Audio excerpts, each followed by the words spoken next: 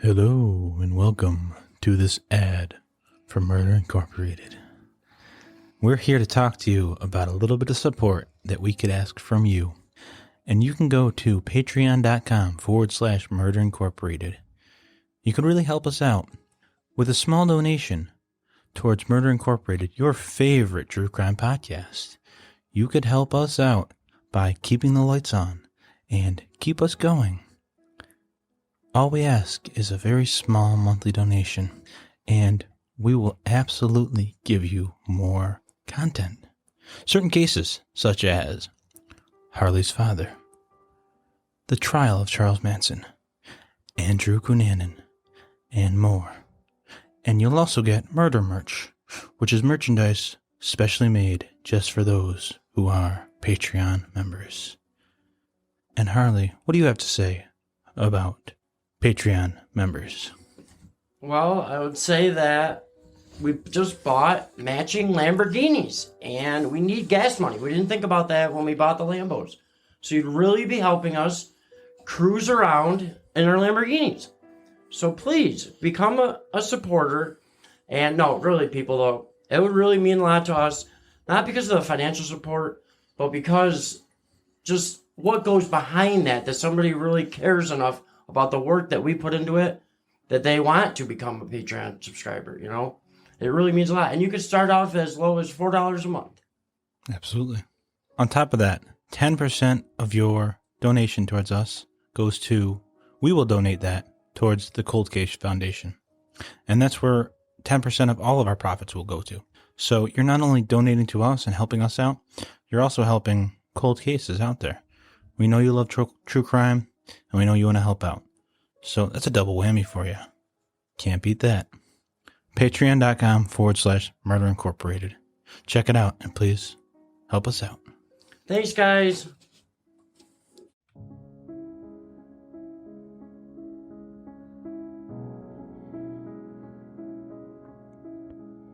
Hello, and welcome to an undisclosed location. This is Murder Incorporated. I am Buddy. And I'm Harley. In Canada, the 51st state of the United States of America, during the early 90s, there was what seemed like an idyllic couple from the outside, but in reality, they were pure evil. The very same people you would trust to watch your children were raping, torturing, and murdering them. And with that, I'll leave it to you, Harley. All right, thank you, buddy. That was amazing, as always. Absolutely. An utmost professional. Of course, man. Anytime. Let's hear about these sadistic Mattel toys. Yeah. All right, so let's start with Marilyn Bernardo, who, after having given birth to a son and a daughter, began seeing a former boyfriend. Ooh, dun dun dun. Who got her pregnant. Ooh. And she gave birth to Paul Kenneth Bernardo on August 27th, 1964. Kenneth Bernardo, her husband, tolerated his wife's affair and is listed as the biological father on Paul's birth certificate. Oh, really? Okay. So I think that he didn't really tolerate it as much as he didn't want anybody to know that his wife had sex with her ex-boyfriend and gotten pregnant. Yeah, more than likely. Yep. You know, I mean, in that situation, it's like, if you're not going to leave her, you might as well pretend it's your kid. Yeah, I agree. So, Kenneth had his own difficulties, okay? He was abusive, right? Mm-hmm. To the whole, not really to Paul as much, but to his wife. Okay. He was abusive. Was he abusive prior to the affair, or? Yes, he was not a good man. All right. He was not. And you know why, buddy? Why? Because he hung out around the neighborhood at night, peeping into the windows of young women. Oh, so he was a bit of a peeping Ken. Yeah.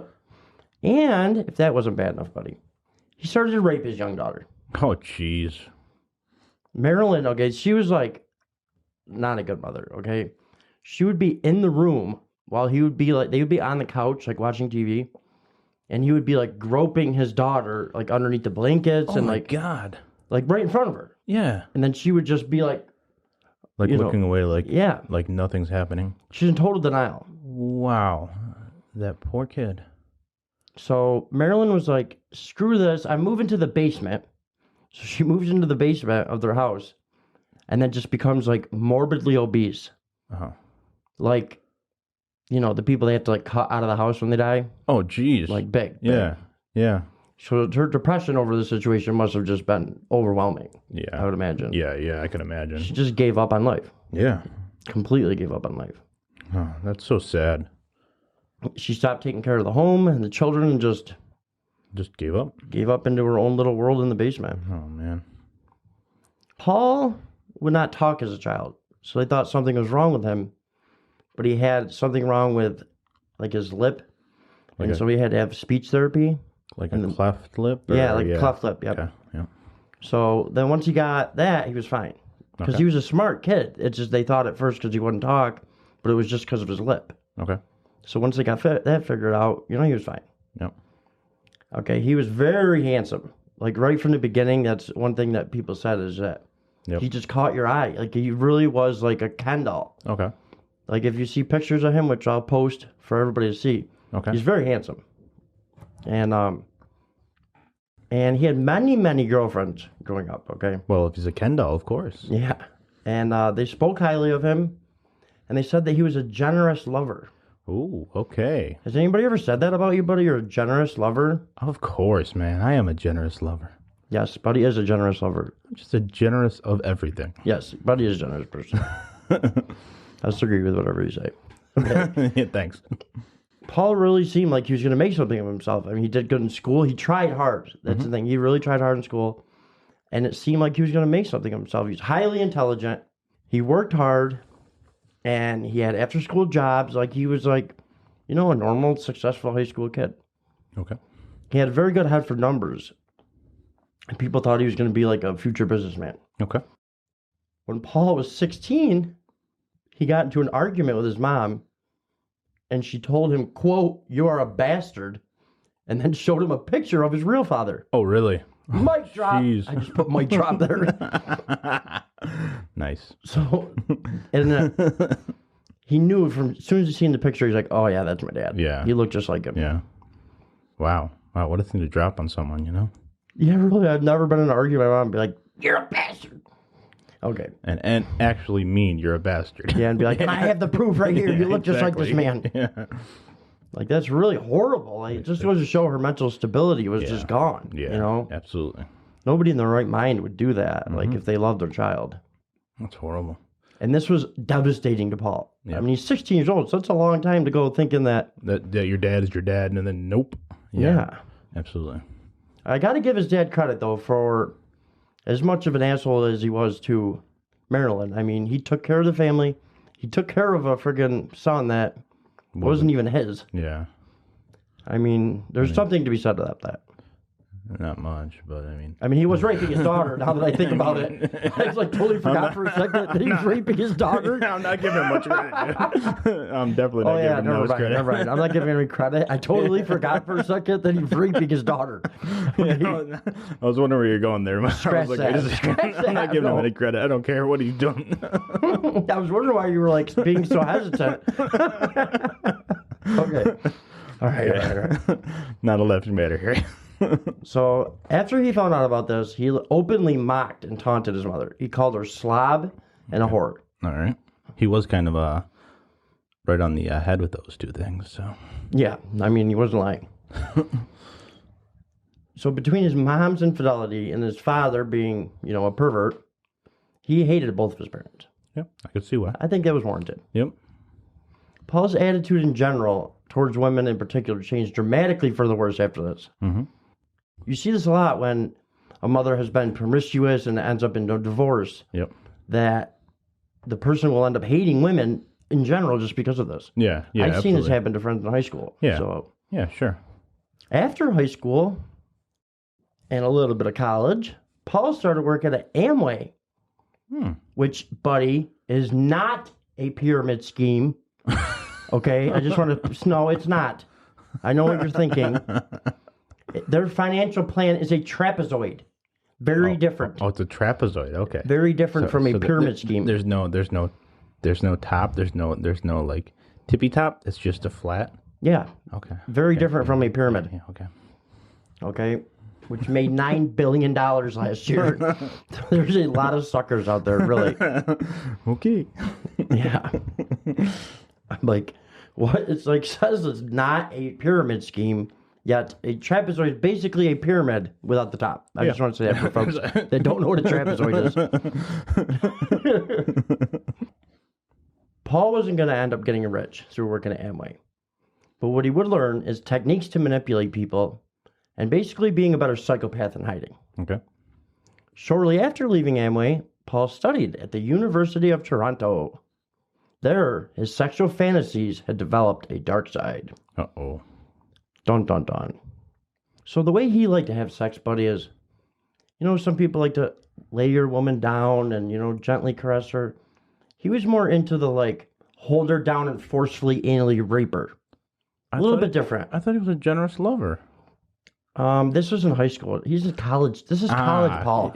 College changes people. Yeah, okay. Jeez, dude, that's rough. He took philosophy, and it changed him. Oh, man, that's horrible. He's just the type of person that they find women that are submissive. Okay. And then they take advantage of it. Yeah. They find you become what that woman is missing. Yeah. And then you take advantage of it. Well, I mean, he had the, obviously he looked like, the typical, did he look like a jock? Yeah. Yeah, he looked like a jock. So obviously looked really good. He could probably get any woman that he wanted. So he could probably get that woman to do basically anything that he wanted. Yeah, oh yeah. So he probably had a lot of opportunity to do whatever he wanted with women. Yeah, he did, definitely. So. And he also began beating up women at this time. Oh, great.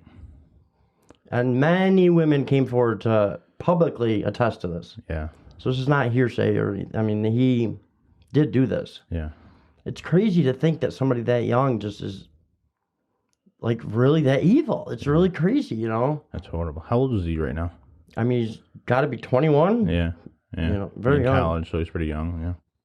None of these women in college would scratch the itch for him, though, that he so badly needed. No. Not yet. Uh-oh. After graduating, he got a job at an accounting firm, a very prestigious accounting firm. Not Amway? Not Amway. Paul seemed to be on his way to a life of good fortune and success.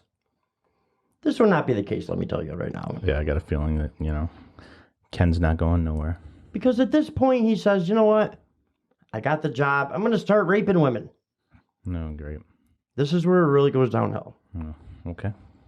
In May 1987, he followed a young woman home and then right in her front yard, raped her. Are you kidding me? For 30 minutes. Jeez. Violently, anally raping her, forcing her to call herself horrible names. Are you kidding me? Like he would make her be like, I'm a whore, I'm a slut, I deserve this. Jesus. I mean, I'm not trying to be too graphic here, people, but rape is bad enough, but to be forcefully anally raped. Oh my God. Imagine what that entails. It's very, very violent. Yeah. Oh my God. And this would be his MO for his entire raping career. That's horrible. Paul Bernardo attempted his second rape, which was unsuccessful. I'm going to skip around here to different rapes because there's so many of them. And they're basically, there's no names of any of these women. So it's basically the same thing over and over and over again. So I'm going to do the highlights. Okay. I'll give you the highlights. Joy, the highlights of rape. Okay, so his third rape attempt was unsuccessful. Although he beat the young woman up. He did not continue to rape because she fought back. So good for her. Good for her, yeah, but he likes them easy and submissive, I guess. Yeah, definitely, buddy, definitely. So in October 1987, Buddy's out trick-or-treating in the mean streets of wherever in Pennsylvania Buddy's come from. And Paul Bernardo's at a bar with his friends when he meets Karla Homolka. Instant chemistry, everybody said. Instant chemistry between these two. Okay. That same night, they ended up hooking up in the hotel room. The nightmare / fairy tale that would be their relationship was just beginning. So here's where we meet Barbie, huh? This is where we meet Barbie. Okay. Let's talk a little bit about Barbie, this despicable human being. Karla was born May 4th, 1970, in Ontario. She had a Czech father, Czechoslovakian father, who was a traveling salesman. And he was pretty successful, like middle-class family. Okay. Karla was described as a bright child with an IQ of 134. Oh, well. So that's pretty good. Yeah. Which will be important to know later. Okay. So she was also described as a good kid, a pleasant kid to be around. One thing that I found that was one time, her and her best friend made a parachute for a hamster, and then Karla threw him out the window. Jeez. Which I thought about doing that, not with a hamster, but I thought about doing that with a pillowcase when I was a kid. I remember vividly thinking about it. I never did it, but I always thought it would work. But with a hamster? With no, just using a sheet or something, and making jumping out with making our own. Yeah, I'm following. I never did it, but I always did it with Army guys, but they always had, the actual parachutes where you throw them out. Yeah, I remember those. Those are sweet. Yeah. I do remember those. Those are awesome. Yep. Wrap it around and then you can throw it. Throw them out. I do remember those. Talking about Mattel toys here. Yeah. I don't know if that was Mattel, but Sponsored by Mattel. not really. Not really. We will take that sponsorship, Mattel, if you're listening. Call us. You can email us, Mattel. At murderincorporatedpod@gmail.com Or Twitter us at murderincpod. Or you know what? If you want to see some interesting stuff, Mattel, on Instagram, go to Murder Incorporated Pod. Yeah. We even got some YouTube stuff, too. Yes, we do.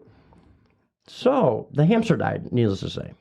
Yeah. So the poor Fluffy, he was loved by all. He had a lot of friends in the neighborhood. Yeah. And he died. So later, the normal thing to do is what, buddy? No. You wait a couple weeks and you dig up the hamster. Oh, right? Yeah. I do that with all my dead pets. That's what Karla wanted to do. And her friend said she just stood there. She wanted to see how the body decayed. I guess I can understand that if you wanted to be like I don't know, if you're interested in decomposition or something. Like, I could see the science behind it. Maybe a little Victor Frankenstein here, but I don't know. It's if you look at just that isolated incident, it's not a big deal. You know what I mean? But when this person goes on to be like a horrible serial rapist and killer, it's this was just a sign of things to come. Yeah, exactly. Yep. This started her life. She had a lifelong obsession with death and seeing death and her love of animals. Are you sure it's love? No, she really did love animals. Oh, okay. She became a vet tech. Oh, really?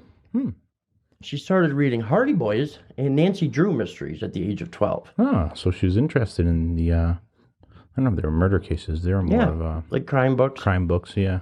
She was obsessed with crime. Okay. As she grew up, she became harsher in her ways, and she would enjoy scaring her friends. She also became wanted to be a witch. Oh.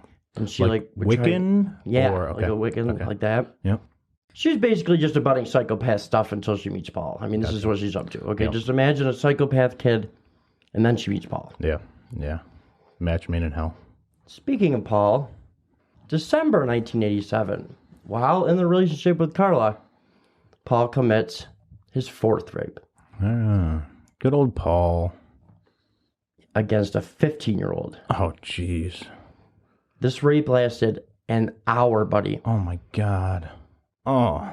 This person really, to this day, must be I just can't imagine. Yeah. How do you live with yourself after something like that? 15 years old is so young. Poor girl. You're getting your first boyfriend, you know what I mean? You're kissing a guy for the first time, and then all of a sudden you're getting viciously, anally raped. Yeah, your innocence is just ripped away from you by this horrible man. That poor girl. Yeah, it is horrible. None of these women, I could find their names. They must just be so traumatized. Yeah, everything goes, my heart goes out to all these women. 100%. Oh, my God. 100%. I can't even imagine. We both have daughters. Yeah. And this is truly the nightmare. Truly the nightmare when your daughters leave the house. Absolutely. The following day, the Toronto Police Service issued a warning to women in Scarborough traveling alone at night. They said, beware, especially near bus stops. Oh, really? So this was his hunting grounds. He would see somebody on the bus, follow them home, and then rape them. So we're seeing Like public bus stops, as in Yeah. not like school bus stops. No, not school bus stops. Okay. December 23rd, 1987. So this is pretty quickly after. Yeah. Bernardo commits his 4th rape. Wait, I thought that was his 4th rape. Or 5th rape, sorry. Okay. You want to start that again and just say? Yeah. December 23rd, 1987. Bernardo committed his 5th rape. During this attack, Bernardo raped the 17-year-old at knife point. It was at this point he began to be referred to as the Scarborough rapist. Okay. October 4th, 1988. Bernardo attempted a 7th rape. His intended victim fought him off, but he stabbed her twice in the thigh. Oh, wow. And the buttocks. Oh, jeez. Not very deep, but it required 12 stitches, so I don't know how deep that is, you know, but it's a stab wound. I mean, exactly.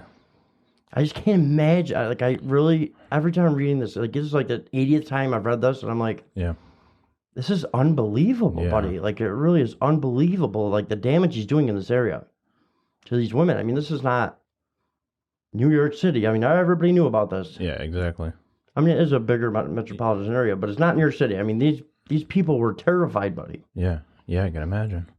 So November 17th, 1988, Metro Police formed a special task force dedicated to capturing the Scarborough rapist. All right, good. So that's good. August 15th, 1989, Bernardo commits his 8th rape. And this was time it was against a 22-year-old woman. Oh, wow. This is almost a year later, huh? Yeah. Okay. Well, this is also a couple rapes later. He had stalked her the previous night from outside her window of her apartment. Then he waited for her to arrive home. This particular vicious attack lasted 2 hours, buddy. Oh, my God. What the hell's wrong with this guy? He couldn't get enough of it. I mean, it's always about control for the rapists. Yeah. But for him, he was a sadistic rapist. It was about seeing the pain. Whatever he could do to humiliate these women, to degrade them, that's what he got off on. It's like he just hated women so much that he just wanted to just torture these innocent women. Yeah. Oh, yeah. He had no respect for these women. So where was Barbie when he was doing all these rapes? Because he's with her, right? Yeah, he's with her. They're just living their best life. She, at this point, does not know, supposedly. Okay. Does not know that he's a Scarborough rapist. Okay. She knows he's into some kinky stuff. Yeah, I can imagine. And, you know, but the thing is that whatever he asked her to do, she was down for. Yeah. She was completely submissive to him. Whatever he was into, whatever sexual kinks he wanted to do, she never said no. It was like his perfect woman. Yeah. May 26th, 1990, Bernardo commits his 11th rape. Jeez. 11th known rape. Right. So I'm sure there's more. Yeah. Yeah, of course. Every rape, I don't know what it is, but it's like only like 1 in 5 rapes is even reported. So yeah, that's a sad statistic, you know. I mean, that really is. Like, let's talk about that for a minute, because that's so sad that women would be scared to come forward because A, they don't think it's going to happen. Yeah. That the guy is just not going to be prosecuted. Yeah. Or B, that he will be prosecuted, and then they're going to have to go through cross-examination. Yeah, and they gotta be humiliated over it and just have to relive it essentially. Exactly. You know, be reviolated. Yeah. They just kind of want to forget it when it shouldn't be that way. You know? No. That's tragic. It's a situation where there's no gentle way to go about it for the victim, because you need the victim to prosecute that crime. Yeah. Yeah, you can't prosecute a rapist without the victim. There's no crime there. No, I mean, any good defense attorney would tear that apart. Yeah. So it's like they have to relive it in order to get justice. It's so unfair. Mm-hmm. But this time, buddy, she got a good look at him. Where before it was always from behind. Oh, really? She got a very good look at him. Okay. And 2 days later, the police published a photo of him in all the newspapers around there. Oh. Very, very good photo. If you see this photo, it's like, I wouldn't say dead on. Yeah. But like if you were a friend of his or you were you'd be like, that kind of looks like Paul. You know what I mean? Yeah. I think. Okay. So they were receiving many tips about Paul. All right. Ex-girlfriends that seen the picture and thought, he was into violent sex, and now this guy that kind of looks like him is raping women. I better call. Yeah. So this was not like 1 or 2 people that called. It was like his friends were calling. Oh, really? Like people, because he Good. bragged about not raping women, but how he would violently overtake women sexually. Oh, yeah. So He things was are that adding up. guy. Things are adding up then. Yep. So he was interviewed by 2 police detectives. Okay. And Jennifer Galligan had gone to the police, an ex-girlfriend, several times about Paul regarding his brutal rape of her, his physical abuse of her, and his threats to do her even more harm. Oh, really? Yeah. There were coincidences which tied Bernardo to the rapes also. Okay. They were going on at the same time, okay? The rapist drove a white Capri, and so did Bernardo. Mm-hmm. Bernardo lived in the vicinity where the rapes took place. A report was filed. Nothing came of it. Really? Yeah. They interviewed him, like briefly interviewed him, and he's like an accountant. You know, he's doing good for himself. He's white. That helps. You know what I mean? Like, He just had all the charm. He had everything going for him. There's- So it, yeah, there is Yeah. Studies that have been done. If you're a good-looking person, you could get away with murder. yeah, that's A how it good-looking white works. person. Yeah, yep. That's how it works. If he had been some That's- broke black guy, even if he hadn't done it, you know, if they interviewed him, they'd be more. Yeah. That's, But it's like psychologically, even if you are trying to do your best as a police officer, you're thrown off by somebody that's very charming and very good-looking. that's You implicit. think, why would he need to rape? Yeah, that's implicit bias. Yeah. We all have it in it. That's so sad. It's sad, very sad for these women. I'll tell you that, It's horrible. and it's very sad for what's up to come. All right. So between May and September 1990, the police had submitted more than 100 DNA samples, and this is at the very infancy of DNA. Yeah, I was gonna say this is well before. They anything just started new. using DNA in 1989. Yeah. I think, I'm almost positive. It was 1989.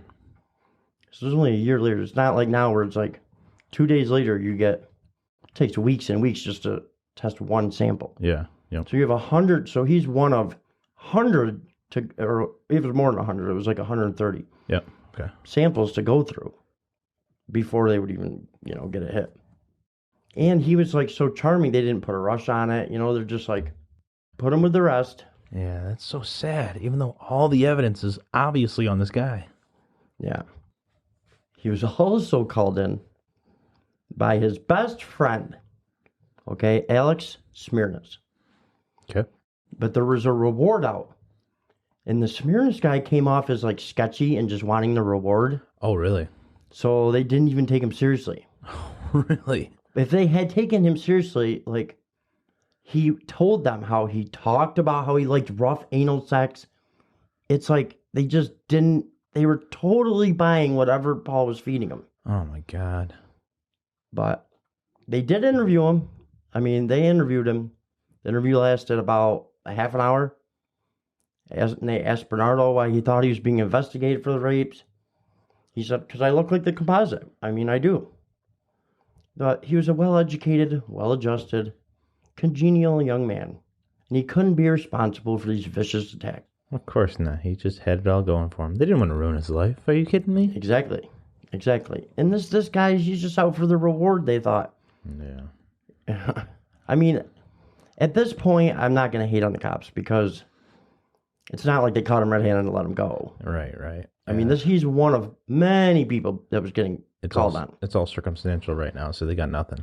And he's one of many people that is in the same situation. It's not like he's their only suspect. Right. He's one of hundreds. So it's like, Yeah. at this point, I'm not going to hate on him. I will hate on him later, but I'm not going to hate on him as much Okay. now. All right.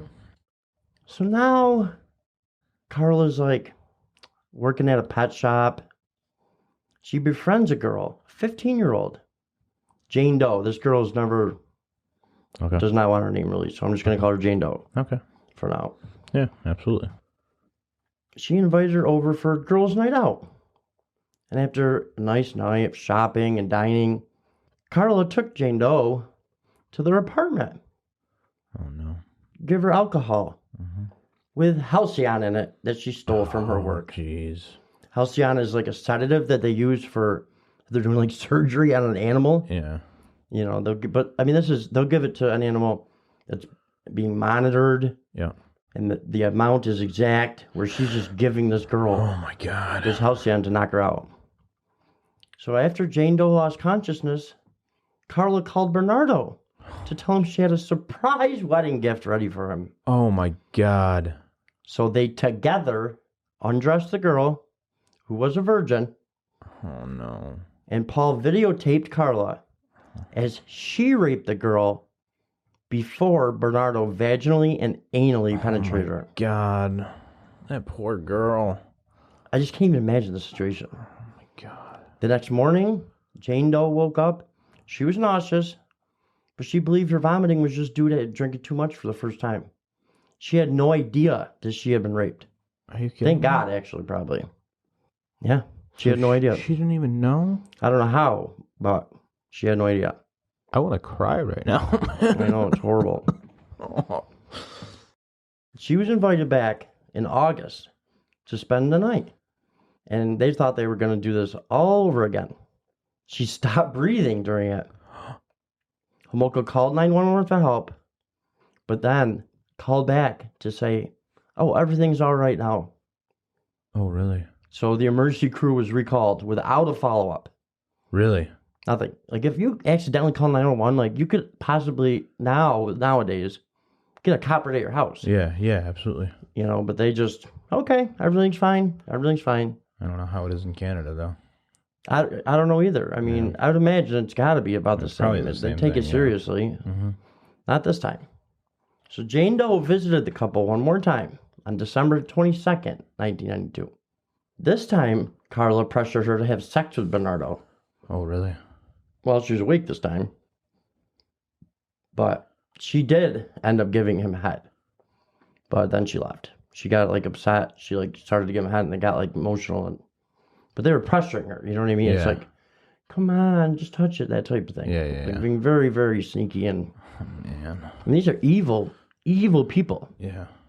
And so by 1990, Paul was spending a lot of time at the Homolka family home. And they liked him very much. Oh, yeah? I mean, he was the perfect man for her daughter. Yeah, of course. You know, he had Barbie a and good Ken. job. Yeah, Barbie and Ken. He was engaged to, you know, their daughter. But he flirted constantly with her younger sister. And he hadn't told them that he lost his job as an accountant. Oh, really? So now to make money, instead of being a successful accountant, he's smuggling cigarettes to the U.S. border. Oh, really? Yeah. And he had, Smuggling? Wait. They're the 51st state, aren't they? yeah, I don't know what the heck's going on here. You know, this might have been a little bit before they became the 51st state. That's right. This is only 1990, buddy. Gotcha. So he had become obsessed. We love you, Canada, just so Yes, you we know. do love Canada. But we got to bust your chops because we have no life, so it makes us laugh. We're just envious of you, that's all. Yeah, you know, really, we really are too. He had become obsessed with Tammy Homolka, her younger sister. He would be perving at her through her window, entering her room at night while she was asleep and masturbating. Really? Yeah. Sick man. Karla helped him by breaking the blinds in her sister's window to allow Paul a better chance at catching a peep. Jeez. What a sick couple. Yeah, it's really, like, insane, isn't it? Yeah. In July, Paul took her, Tammy, across the border to get beer for a party. While there, Bernardo told his friends and fiance, yeah, we got drunk and made out a little bit. Unbelievable. Wow. And this guy is really just he's a pedophile, he's a rapist. I mean, he's like everything bad you could be. Yeah. He hasn't crossed the line of murder yet. Oh, no, not yet. July 24th, 1990. Karla laced spaghetti sauce with crushed up Valium she stole from her work. The Martindale Animal Clinic. She served dinner to her sister, who soon lost consciousness. Oh, jeez. So Bernardo began to rape Tammy while Karla watched. Her own sister. Yeah. Her own sister. So, buddy, it gets better, though. I mean, they straighten out, you know. Oh, wait, no, actually, 6 months before their 1991 wedding, Karla Homolka stole the anesthetic drug halothane from the clinic on December 23rd, 1990. Don't they keep their drugs locked up? Like, what is wrong with this shop? I have no idea. I mean, she was a trusted person, though. It's not like Yeah, I guess you're right. she's some drug addict on the streets trying to get stuff. She's like nobody knows that she's evil. Yeah, I guess you're right. Homolka and Bernardo administered sleeping pills to the 15-year-old in a rum and eggnog cocktail. After Tammy was unconscious, Homolka and Bernardo undressed her. Karla applied a halothane-soaked cloth to her sister's nose. So she douses this in halothane, this cloth, just sets it on her nose and mouth to keep her unconscious so that she'll keep breathing it in and keep unconscious while they both rape her. Oh my God. You know what the best part is? They're like, why not videotape it? Oh, why not, right? Yeah, that's what you do with all your rapes, right? Especially if it's your sister. Yeah. Especially, you got to get that on tape. You need memories, man. You need memories with your family. I mean, wow. Some people take videotapes of like, my kid's first walk. Yeah, your family Christmas vacation. Family Yeah. vacations.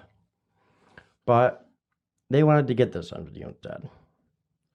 So, you know what? Carla's just a nice lady. You know what I mean? She's like, I'm not a virgin, which bothered Paul. Oh, really? Because he loved virgins. His dream, he said, was to have a virgin farm, where at any time he could just grab a virgin and pop her cherry. That was his dream. Yes, I know. It's horrible. So she could give Tammy's virginity to Bernardo for Christmas. Bernardo was disappointed, because he wasn't Carla's first. With Tammy's parents sleeping upstairs, the pair filmed themselves as they raped her in the basement. Oh my God. Tammy began to vomit and started to aspirate. So they supposedly tried to revive her and then called 911. But what do they do first, buddy? They got to hide the evidence. So they dressed Tammy, move her into a bedroom, and then call 911. Oh my God. A few hours later, Tammy Homolka was pronounced dead at St. Catherine's General Hospital at 15 years old. Oh my God. Unbelievable, buddy. Unbelievable. So she killed her own sister. 2 days before Christmas, she killed her own sister. After raping her on tape. So despite Karla and Paul's very odd behavior, okay, so this I do blame every single person involved, okay? They get back from the hospital. What do they start doing? Cleaning up the evidence in the middle of the night. The parents don't think anything of this. They're doing laundry, vacuuming in the middle of the night. And after their sister just died. Yeah. And there's a chemical burn on Tammy's face. What? Niagara Regional Coroner and the Homolka family accepted that she had just drank too much and aspirated into her lungs and died. And then they said, well, what's this burn on her face? Paul said, well, I dragged her to the bed. What? And that's what caused it. It must be a rug burn. Why did he drag her to the bed? And exactly. It makes no sense. But they bought it. I mean, I can understand the parents buying it because they're like, nobody wants to believe that. In your head, that would never be in your head. That I mean, the plausible deniability, I guess. But not even just that, but just not wanting to believe that your kid could be doing this to your other kid. To your other kid, absolutely. But not the police. No. And they have to have something like this. They have to have 2 coroner's reports. So they both said, well, the one was a little suspicious. But then Paul answered his question about the burn, so he's like, okay, accidental. Happens all the time to kids. Yeah, that happens all the time. No. Yeah, it's horrible. Oh my God, dude. The pair subsequently filmed themselves with Karla wearing Tammy's clothing and pretending to be her as he raped her. What the hell is wrong with these people? They also, at this time, I might not have mentioned this before. I think I did, but they were living in the house. Oh, really? Yeah, I think I didn't mention it, but at this time, they move out of the Homolka house to a rented Port de Louise bungalow because they didn't want them in the house. They didn't want Paul in the house while they were grieving. I don't know if they knew something was up or what, but yeah, like at the funeral, he's like just staring at her in the casket and like rubbing her arm. And people were like, what the hell? Like, people thought it was weird. So I think that had something to do with why they're like, maybe it's not good Paul is staying here while we're grieving. I'm guessing. But, oh my God. It's a little creepy. Poor family. Oh, yeah. Oh, yeah. Oh my God. I can't imagine knowing that your one child that you love and raise and cherish could do this to your other child that you love and raise and cherish. Oh, man. I'm disturbed right now, man. I told you would be. This is messed up. Yeah. I'm sorry, listeners. I hope you're having a good time. Early in the morning on June 15th, 1991, Bernardo took a detour through Burlington. That's halfway between Toronto and St. Catharines. And he would steal license plates because to like get across the border, he would steal license plates so that it wouldn't be like the same license plate number popping up going across the border for the cigarette smuggling scheme. Okay. This is where he found Leslie Mahaffey. Okay. 14-year-old. Oh my God. Had missed her curfew after attending a funeral and was locked out of her house. Oh, jeez.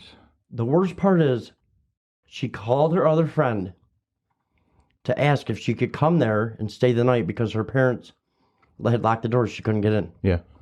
Her friend's like, no, it's too late. My parents will be mad. No. So she's like, I'll go back and wake up my parents then. Oh, no. And that's when he got her. Oh.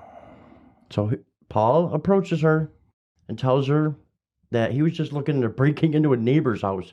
That's why he's like around or whatever. He was looking to break into another house? He was really stealing license plates. Yeah. And unfazed, she asked if he had a cigarette. And as he led her to the car, he wrapped a sweatshirt around her face, forcing her into the car and drove her to Port Deluise, where they lived. Then he informed Homolka that they had a playmate. This is horrible, buddy. Bernardo and Homolka subsequently videotaped themselves torturing and sexually abusing Mahaffey, all while listening to Bob Marley and David Bowie. Oh man. Now I can't even listen to those two. I love Bowie. That's exactly what I was thinking when I read this. I love Bowie. At one point, Bernardo said, "You're doing a good job, Leslie, a damn good job. The next 2 hours are going to determine what I do to you. Right now, you're scoring perfect." What a sick man.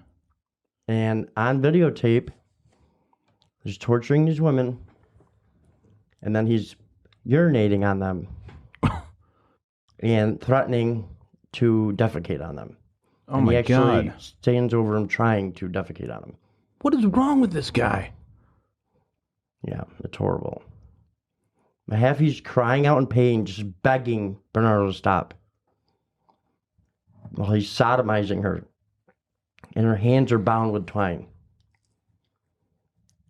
Later, because Mahaffey knew, like, if this blindfold falls off and I see them, I'm dead. She just knew it.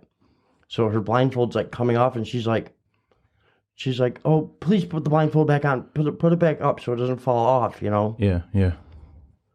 She's smart at least. The following day, Bernardo claimed Carla fed her a lethal dose of Halcyon. Mm-hmm. Carla claims that Bernardo strangled her. The pair put her body into their basement. Either way, she ended up dead. Yeah. Jeez. This is a tough one, man. Yeah, it was a tough one. And then, in the basement, they dismember Mahaffey. Oh, jeez.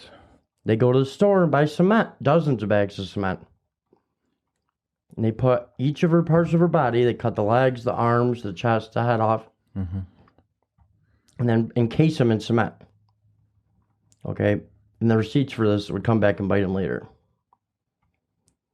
Bernardo used his grandfather's circular saw to cut up the body. They made numerous attempts to dump these cement blocks in Lake Gibson, but they made them too big, where one of them weighed 200 pounds. Oh, wow. And Carla's not a big girl. She's like a Barbie girl. Yeah, they couldn't move him. Paul's a pretty big guy, though. He's probably like 6'2", I'd imagine, you know, but not big, just tall. Yeah. You know, he was like kind of lengthy, or, you know. Yeah, not able to move that much. 200 pounds is a freaking lot, even Yeah. for a big person to lift and Yeah. to be able to throw into the water. Yeah, they might as well just leave the body. Well, that's exactly what they do, buddy. They leave the cement by the shore, what the piece that was too big. Where a father and son are on a nice fishing expedition, and they discover it on June 29th, 1991. Leslie Mahaffey's dental records were used to identify her. Wow. On the afternoon of April 16th, 1992, buddy, Bernardo and Homolka were driving through St. Catharines to look for potential victims. It was after school hours on the day before Good Friday. As they passed Holy Cross Secondary School, they spotted Kristen French, a 15-year-old, walk into her house. Jeez. The couple pulled into the parking lot nearby, and Homolka got out of the car, pretending to need assistance with like a map, being like, "Oh, can you help me with directions?" And as French is looking at the map, Paul grabs her from behind with a knife and forces her into the front seat of the car. Oh, jeez. So from in the back seat, Carla's like pulling her hair down, keeping her in the seat. Can you imagine the scene? Yeah. 15 years old. Yeah, that's horrible. I can't even imagine this. Kristen took the same route home every day, taking about 15 minutes. Soon after she should have been home, her parents became convinced that she had met with foul play. Yeah. Like immediate, you know, that feeling that some parents get, like. Yeah, it's that instinct. Within 24 hours, Niagara Regional Police, the NRP, had assembled a team and searched the area. They searched everywhere. They did a really good job. And this is so sad. And they found several witnesses who had seen the abduction from different aspects, Oh, really? thus giving the police a pretty clear picture that she was taken. In addition, one of Kristen's shoes was recovered from the parking lot. Oh, really? It made it clear that it was an abduction. Yeah. This is like every parent's nightmare. Yeah, absolutely. It really is every parent's nightmare. Oh, my God. I just can't imagine the scene where he forces her into the car and then Carla is grabbing her hair. You know what I mean? Yeah, like just this girl's like terrifying. terrifying. Yeah. Oh, my God. Over the 3 days of Easter weekend, it's like this stuff always happens on the holidays with these two. It's like their little gift to them, you know? Paul and Carla videotaped themselves as they tortured, raped, urinated on, and sodomized Kristen French, Oh, my God. forcing her to drink large quantities of alcohol to behave submissively to Paul. At Paul Bernardo's trial, the prosecutor said that Bernardo always intended to kill her because she was never blindfolded and was capable of identifying her captors. This is the deal, okay? When it comes down to it and they're in trial, Paul wants to say that Carla killed him. Carla wants to say that he killed him. The thing is that he never killed anybody till he got with Carla. Yeah, that is true. Carla he was just talked. a rapist. Yeah, Carla talked about with her friends before she was even with Paul how she'd love to draw a million little dots on a body, on a person, then use a knife to connect the dots, and then pour vinegar on the body. Really? I mean, she was sick before she ever even met him. So she was the murderer, he was the rapist. I mean, we don't know, I think. Yeah. I think that he was definitely into the rape and the torture and all of that. I'm not trying to, Yeah, you know. absolutely. But she 100%, I think, is the reason that these women died. Probably. You're Because probably right. from her point of view also, it's like, oh, now you're having sex with my man, even if it is rape, you must die. Yeah, of course. A little bit of jealousy there. Yeah. Yeah. The following day, these monsters murdered Kristen French before going to the Homolkas for Easter dinner. Jeez. How can you sit with your family anyway after that? Like, I have no idea. That's just psychopaths. That is a true psychopathic mind that compartmentalizes a situation and just goes for Easter dinner. yeah, just forgets all the evil stuff you did, and you can just sit down and have dinner with your family and the people you supposedly love. And Unbelievable. Bernardo says that Carla beat her with a rubber mallet because she tried to escape, and that Kristen ended up being strangled on a noose tied around her neck and secured to a hope chest. Jeez. Immediately, Karla went to fix her hair. Gotta look like Barbie again. Homolka testified at her trial that Bernardo had strangled French for exactly 7 minutes while she watched. Wow. So Kristen French's nude body was found in a ditch on April 30th, 1992. Wow.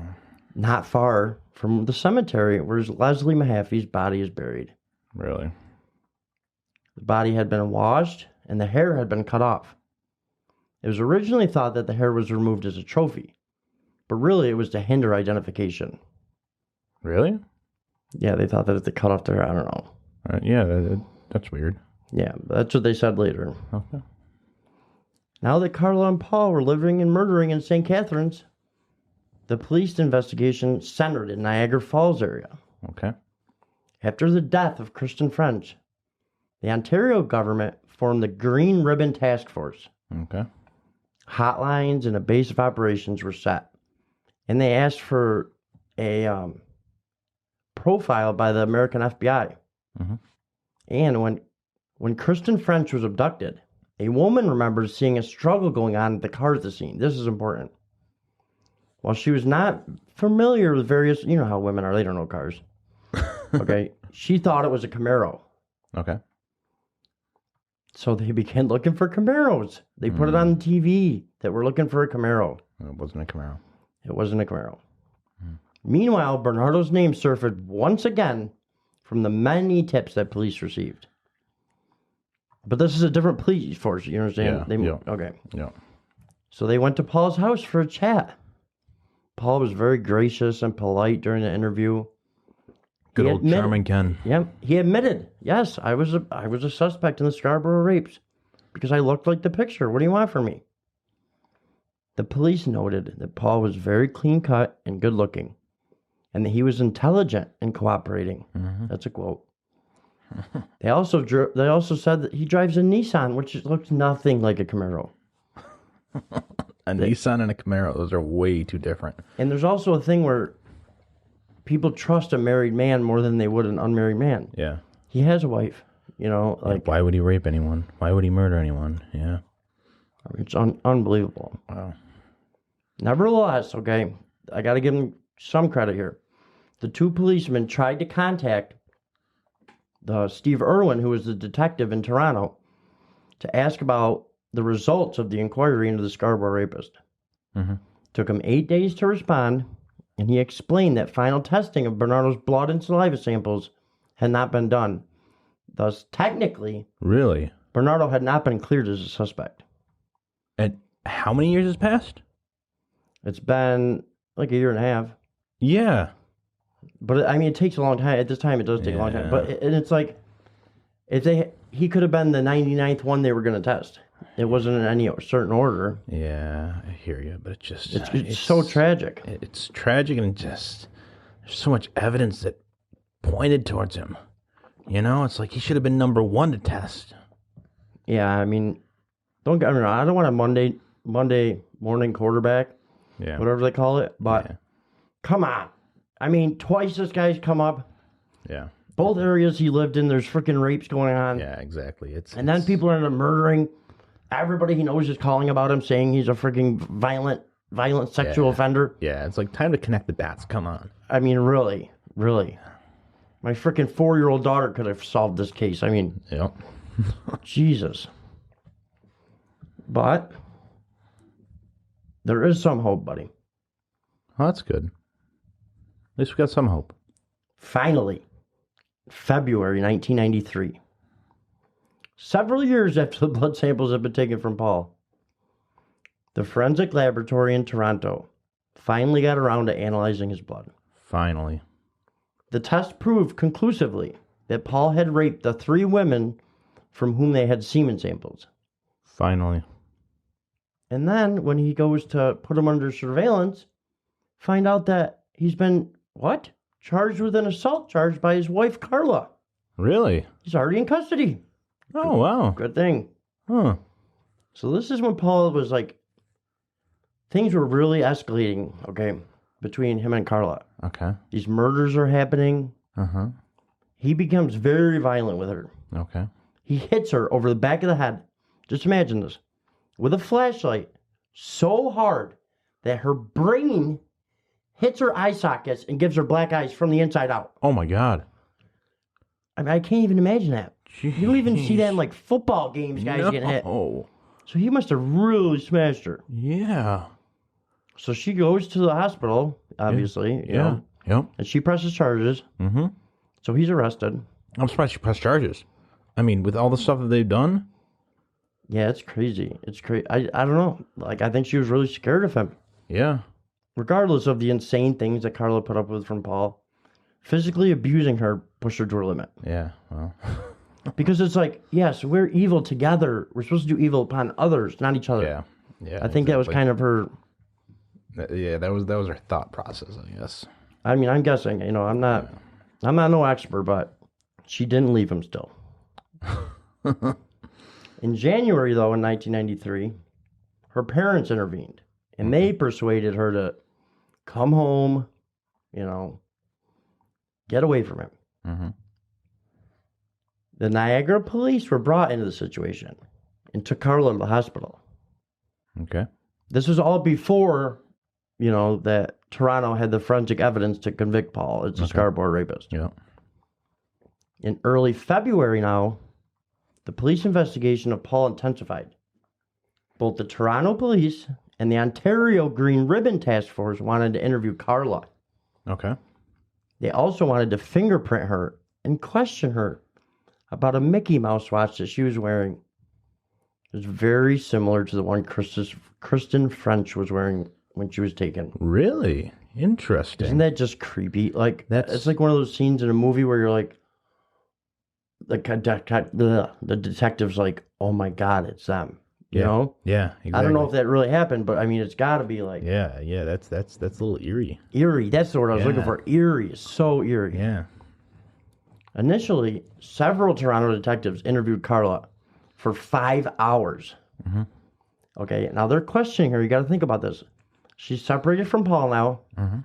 She's away from that situation.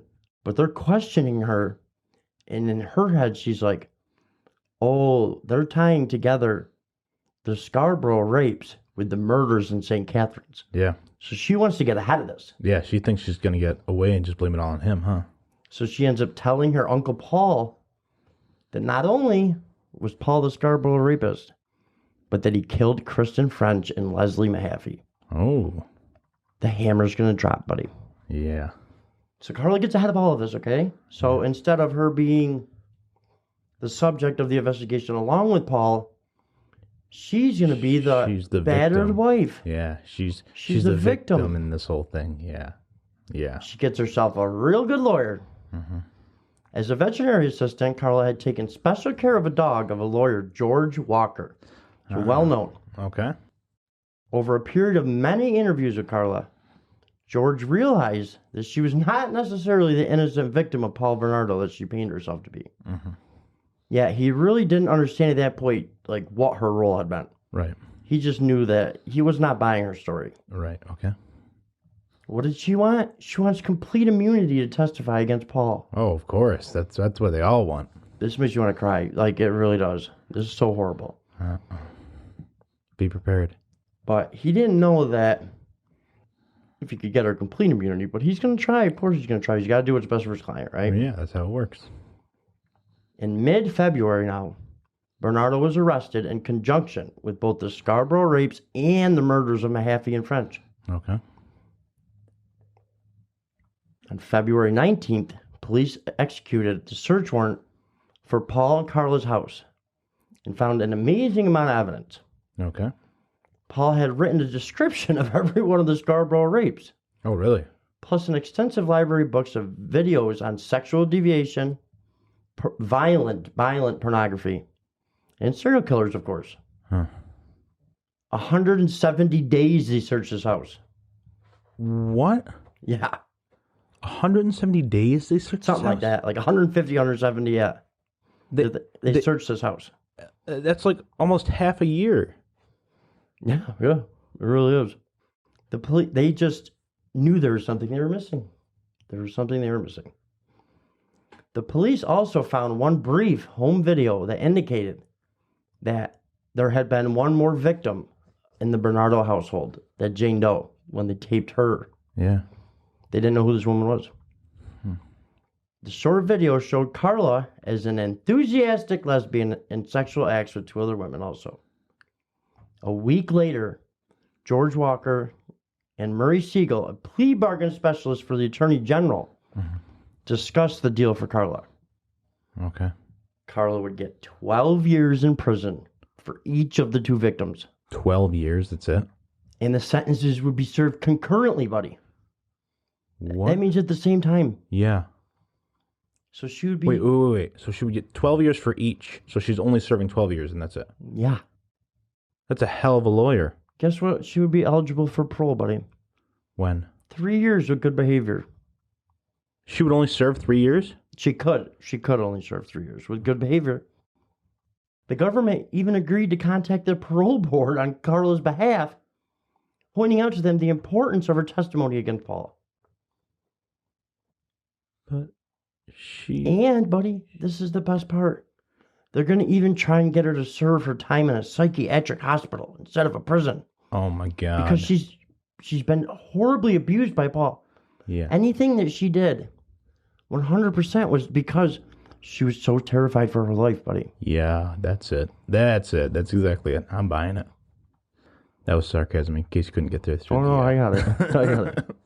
In exchange for this leniency, Karla would agree to tell the absolute truth about her involvement in the crimes. In exchange for this leniency, Karla agreed to tell the absolute truth about her involvement in the crimes and everything else she knew about them. The absolute truth, huh? Karla agreed unconditionally. So if she got caught lying about anything, then the deal was off. And this is in print, so no matter what she says. Yeah, oh yeah. Like if she says whatever. It doesn't matter. She gets the sentence. No, I'm saying if she testifies and then she's found to be untruthful, the deal's off. Right. But so she can just as long as she's being truthful. Yeah, this is her sentence. This is her sentence. Yeah. In early March, Karla was checked into a psychiatric hospital for assessment. She was given heavy doses of drugs and then insisted on being giving larger doses because she had been self-medicating already. Eventually, Karla got up the nerve to write a letter to her parents. Would you like to read this or hear this letter, buddy? Yes, for the viewers, absolutely. Dear Mom, Dad, and Lori, this is the hardest letter I've ever had to write. And you'll probably all hate me once you've read it. I can imagine. I've kept this inside myself for so long, and I just can't lie to you anymore. Both Paul and I are responsible for Tammy's death. Paul was in love with her and wanted to have sex with her. He wanted me to help him. He wanted me to get sleeping pills from work to drug her. He threatened me and physically and emotionally abused me when I refused. No words I can say can make you understand what he put me through. So stupidly, I agreed to do as he said. But something, maybe the combination of drugs and the food she ate that night, caused her to vomit. I tried so hard to save her. I'm so sorry. But no words I can say can bring her back. I would gladly give my life for hers. I don't expect you to ever forgive me, for I will never forgive myself. Karla, XOXO. XOXO. Of course. I call bullshit. Unbelievable, right? That's horrible. Can you imagine reading that? That's tragic. That's like, wow. Oh, God. This drives me nuts, dude. Yeah. Karla's trial was, to say the least, a media frenzy. Yeah, I can imagine. So what they do is she has this deal, but then all the evidence is put out, and it's like a trial, even though you know what's going to happen. Mm-hmm. The deal's already made, but it's not. It must be different than in America where you have a deal. There's no trial if you have a deal. I'm guessing this is how it goes. Because this is how it went. Yeah, okay. Her psychiatric report helped set the stage for the plea bargain deal. Dr. Good Old Malcolm, the psychologist, concluded that Karla knew what was happening but she felt totally helpless and unable to act in her own defense or in anyone else's defense. Yeah. She was, in my opinion, paralyzed with fear, and in that state became obedient and self-serving. I don't buy even a single word of that. No, I don't buy it at all. No, she did something to that doctor to get him to write that. She's a psychopath. She has a 134 IQ. She's very smart. Yeah. Very cunning. I got to give her that. Yeah. Very cunning. At the end of the trial, the media people left. And they were only allowed to report a few of the details. So they put this on lockdown, buddy. Yeah. Because they didn't want to taint Paul's trial. Yep. So they could not even report anything about it. Only American journalists could. Oh, really? Yeah, so they could not say anything that happened in the trial because they didn't want to taint it for Paul. They don't have freedom of the press in Canada? They're allowed to do like a lockdown, temporary lockdown until Paul's trial is over yet. Gotcha. Expecting a public outcry over the plea bargain, Murray Siegel chose to make a statement. You want to hear it? Absolutely. Let's hear it. Why not a greater penalty in light of these horrendous acts? Well, without her, the true state of affairs might never have been known. A guilty plea is the traditional hallmark of remorse. Her age, her lack of criminal record, the abuse and the influence of her husband, and her somewhat secondary roles were factors. She's unlikely to reoffend. Yeah, right. I don't buy it. Oh, of course not. Neither do I. No. Not even a little. It's crazy. All right, so we haven't gotten to the sentencing yet, right? No, she gets sentenced 12 years. That's it. So she's just got to testify against Paul. That's all that's left. So it's done. So but it's done. She's already out then, right?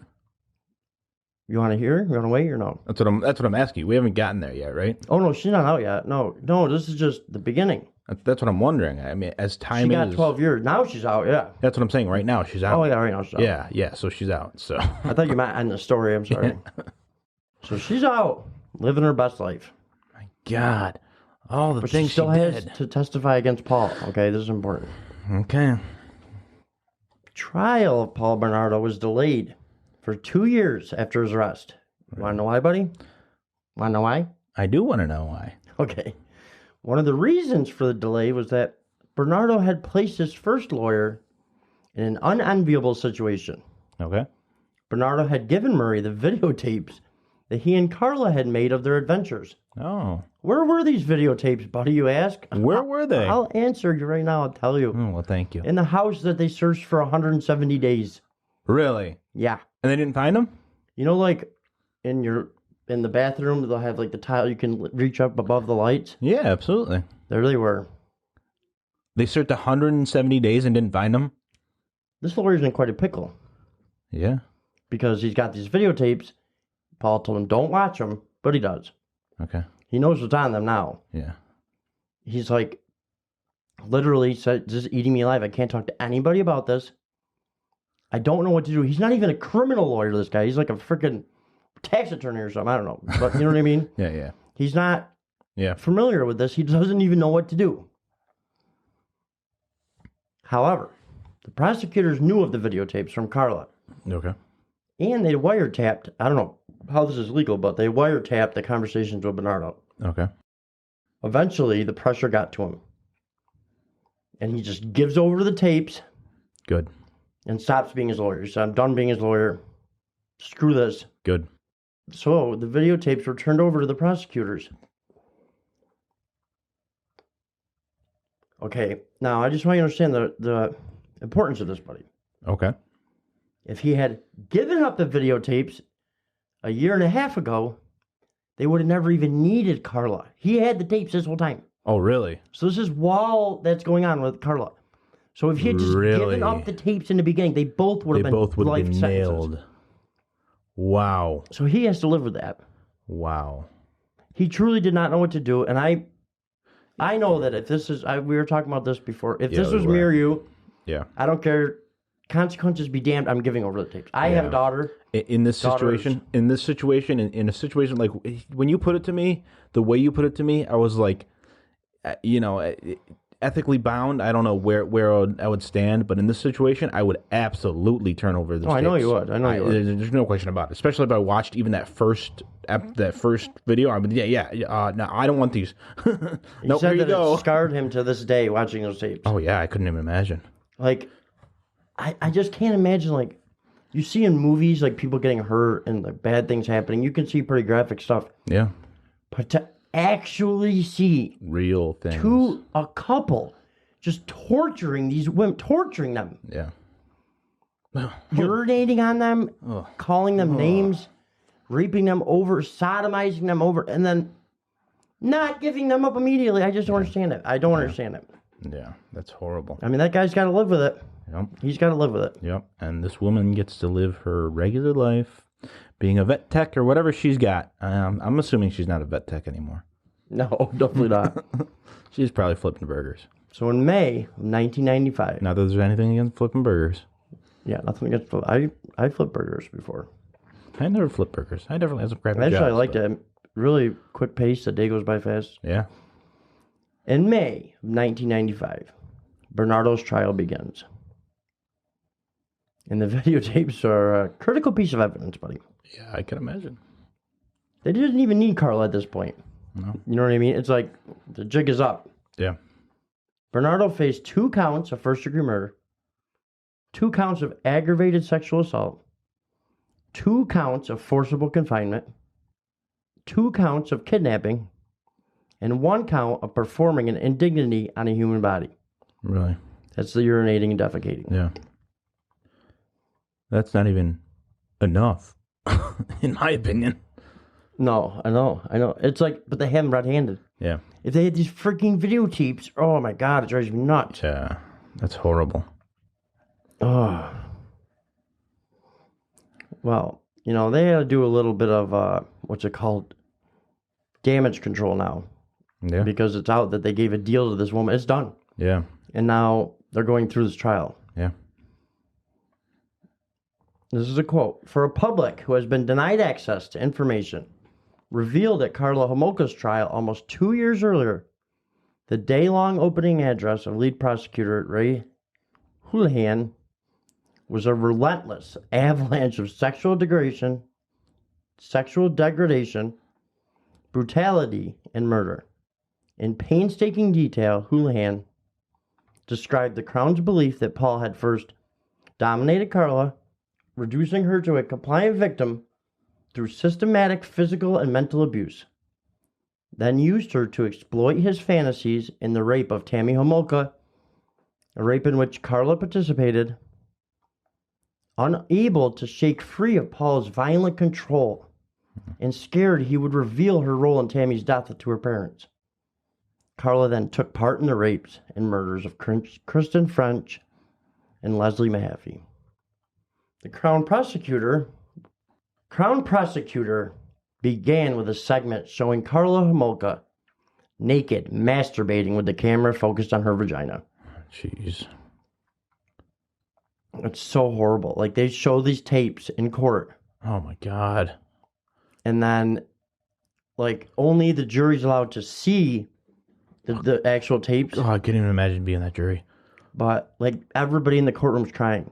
Yeah. Even the people that just can hear it. They're Yeah. hearing these screams for help. Oh, my God. So sad. Like, that's your last... It's horrible. It really is horrible. I couldn't even imagine being that. Oh. It really is horrible. So the tapes were clearly geared to excite Bernardo. Yeah. Oh, my God. Carla talking about getting 13-year-old virgin for him to rape. Jeez. What a sick, twisted couple. Yeah, So horrible. it is like, I don't know. So they were at least successful in showing the defense that Carla to be completely complicit in this and with no remorse for her crimes. Yeah. I mean, it's not like in the videos, Carla's telling Paul what to do, not the other way around. Oh, really? Yeah. Oh, wow. Yeah. I mean, it's unbelievable. Like, she's like... She's the mastermind behind it? Yeah. She's pulling the strings. Yeah. So on September 1st, 1995, buddy, Bernardo was convicted on all the charges against him regarding the kidnappings, rapes, and murders of Leslie Mahaffey and Kristen French. He also faced trials in the death of Tammy Homolka and the series of rapes in Scarborough. Mm-hmm. Under Canadian law, Bernardo can apply for parole after 25 years in prison. Well, he better not get it. June 21st, 2021, he has his parole hearing. That's not too far off. No, not too far off at all. June 20th. 8 days away. Yeah, I was going to say, that's only a few days. Actually, you're going to be hearing this only like the next day. It's going to be tomorrow. Yeah, for you guys, it'll be tomorrow. It's going to be tomorrow. It's like a time machine. That's so crazy. Tammy moves to Guadalupe in Barbados, like down in the islands. Wow. Good for her. She's living her best life. She's married with children. Really. Good for her. I'm glad she can move on with her life. I don't care if she never commits another crime again. So many people are so mad about this. Like, yeah. she had to change her name, and then they found out her name. She had death threats against her. It was good. Unbelievable. Oh, yeah, definitely good. And she's like going and volunteering at her kid's school, and they find out who she is, and they tell her, we don't want you hearing shit. Yeah, absolutely. I mean, her poor kids, though. I mean, oh my God. What the? That woman doesn't deserve anything. F Karla Homolka. That's all I'm going to say, buddy, because this woman is pure evil. She had everything to do with this. Yes. And she got off with 12 years. Yeah, she's the mastermind behind this, in my opinion. I mean, he's obviously just as evil, but she deserved just as much sentencing, if not more. Exactly. Like, I really believe that he would have been a rapist, don't get me wrong. Yeah. But I don't know if he would have killed if he hadn't met her. He may have not crossed that line. Who knows? He was just a psychotic rapist. More often than not, rapists just continue raping until they get caught. If he didn't meet her, he may have raped more, but he eventually would have been caught for the DNA. Yeah. It's unbelievable. Oh my God. So what do you think about this case, buddy? Pretty angering, right? This is extremely angering and extremely disgusting. Like, I'm disturbed. I don't know if I'm going to sleep tonight, man. I know, buddy. I'm like, can you, like... I'm watching an interview. Oh, my God. I did so much research for this episode, buddy. Like, they are doing interviews with him. And, like, he's so pissed that she got off with 12 years. Yeah, I could imagine. That he's, like... All he wants to talk about is, like, how Carla got off so easy. And, like, they want him to connect him to other crimes. And he's willing to do that. But he wants them to, like, try and get Carla, but they can't get her for nothing. She got complete immunity against anything that she did while she was with him. Yeah, absolutely. She had that deal signed. She's so smart. I got to give her that. Cunning is the word. Cunning. Yeah. Remove a lot of that and put a T there. Yeah, I know. I really can't believe it, buddy. I really can't believe it's just like the other case we did. The sex slave murders. Yeah. Remember? Yeah. Yep. Absolutely. Oh, my God. It's horrible, man. It really is. Yeah, this was one for the books, man. This is definitely a case that, I mean, some of them I not that I didn't enjoy this one, but some of them I'm like, yeah, let's get into this. Let's do this. This one just disturbed me. Yeah, I hope you guys. I hope you enjoyed it out there. I really do. But man, I cringed. At some points I wanted to stop the episode. It's just. Words cannot express how this changes a community. Yeah. This changes so many people's lives. Like, not only the women that died, the girls that died, I should say. Yeah, they're all But the young. ones that were raped. I mean, this is like, I can't even imagine. People probably don't even want to talk about this anymore around there. Oh, I mean, I don't know, but I'm just saying. Like, I'm sure they want to forget it. There's no question about it. I mean, and these parents of Kristen and Leslie are pissed. Yeah. You know, they want blood, which I don't blame them. Yeah, you ain't kidding. And they go to the parole hearings and they beg them, please don't let Paul out, please. Yeah. And I don't think he'll be released. I don't think so either. But he's like, I'm reformed. He said, I did it because I had a low self-esteem. That's what he says. Yeah. How could you have low self-esteem? I mean, you looked like a Ken doll. You were just a psycho. That's it. Yeah, he was diagnosed as being a sexual sadist psychopath. Yeah. That's the case of the Ken and Barbie killers. Yeah. On a lighter note, folks, I hate to switch like this, but I just can't think of a better way to do it. Buddy and I made a Patreon. Yes, we did.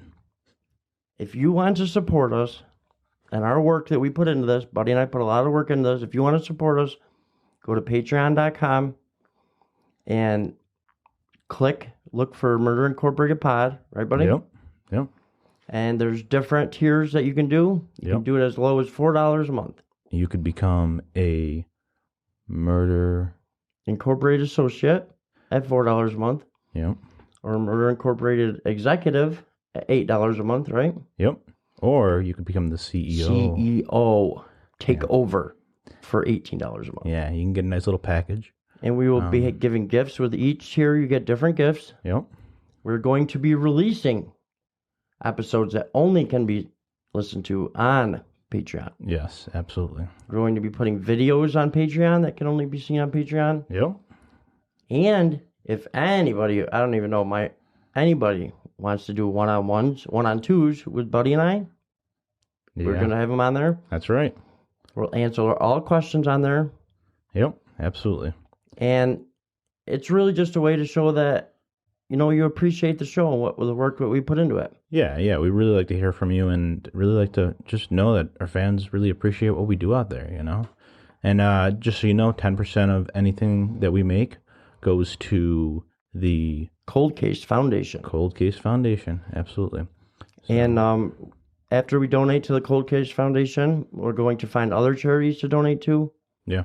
Yep. And this is something that means a lot to Buddy and I. We're not trying to get rich here. No. You know what I mean? It's just something that shows that you appreciate it. That's all it is. Yep. That's all it is. Absolutely. More than the money, it'd just be cool to know people actually care, that people appreciate what we put in. It's a lot of work, Yeah, absolutely. And I love doing it, and so does Buddy, but it is a lot of work. Yeah, we have a blast doing it, but we definitely put in a lot of work to it. A lot of effort, and we'd love to know that you guys appreciate what we do. Yeah, definitely. So reach out. Yeah. And, even if you have anything to say about the Patreon or the episodes, you can write us at murderincorporatedpod@gmail.com, or you can tweet us at Murder Inc. Pod. Yep. Check us out on YouTube. Yep. Or Instagram. Yep. Just search Murder Incorporated Pod. Yeah, that's it. And thank you, folks. Is there anything that else that you have, Buddy, for anybody today? Yeah, just remember, don't forget, tell the ones you hold dear that you love them. I'm leaving that in, too.